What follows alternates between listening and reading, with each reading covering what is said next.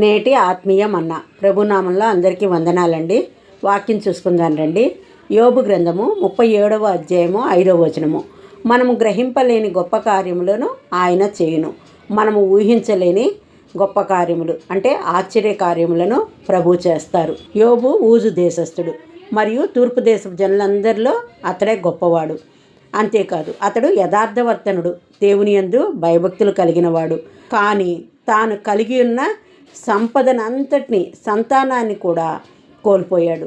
అంతేగాక ఆరోగ్యాన్ని కూడా కోల్పోయాడు. భార్య చేత, స్నేహితుల చేత దూషించబడ్డాడు. తాను కోల్పోయిన దాన్ని బట్టి యెహోవా ఇచ్చెను, యెహోవా తీసుకొనెను అని తలంచాడే తప్ప తాను కోల్పోయిన మొదటి స్థితిని తిరిగి పొందుకుంటానని అతడు ఏమాత్రము తలంచలేదు, అంటే ఊహించలేదు.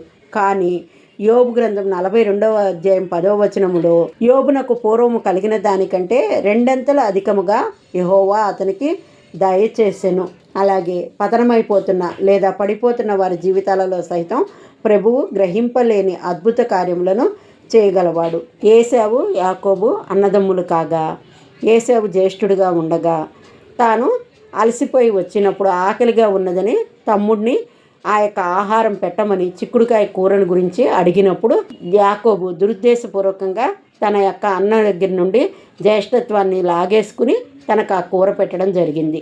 ఆ విధముగానే మరి తండ్రి యొక్క ఆశీర్వాదములను కూడా తల్లి యొక్క ప్రోత్సాహంతో అన్నకు దక్కవలసిన ఆశీర్వాదాలను అతడు పొందుకున్నాడు. అందును బట్టే ఏశావు యాకోబు మీద కోపంతో రగిలిపోతున్న సమయంలో రిబ్కా యాకోబును తన సహోదరుని దగ్గరికి పంపించేసింది.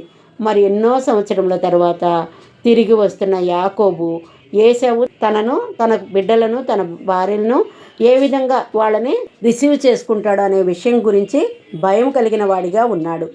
ఏశావు 400 మంది జనులతో వస్తున్న విషయాన్ని ఎరిగిన యాకోబు అన్న పట్ల తాను చేసిన తప్పిదమును బట్టి అతడు చంపుతాడేమోనని భయపడుతున్న స్థితిలో ఏశావు తనను కౌగిలించుకొని ముద్దు పెట్టుకోవడాన్ని బట్టి అతడు ఊహించలేని గొప్ప కార్యమును ప్రభువు అతడి పట్ల జరిగించాడు. ఎంత మాత్రము కూడా యాకోబు ఊహించలేదు. అసలు తనను అంతగా ప్రేమిస్తాడని అతడు ఏమాత్రము కూడా తలంచలేదు.